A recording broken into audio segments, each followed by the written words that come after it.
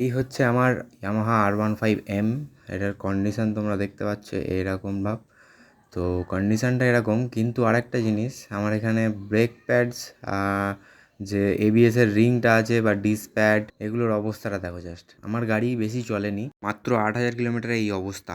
আচ্ছা, শুধু dish pad বা এবিএস রিং না, এখানে দেখো বডিতে এটা অনেক দিন থেকেই আছে। এখানে আমি অনেক ওই যে ইঞ্জিন অয়েল দিয়ে দিয়ে দিয়ে দিয়ে রেখে দিতাম। তো এখানে দেখতে পাচ্ছ ওই তেল ভরার জায়গাটায়, এখানে তো রং ফং সব উঠে গেছে। এছাড়া এই সামনের চাকার এবিএস রিংয়েও সেম অবস্থা, ওরকম রাস্ট পড়ে গেছে।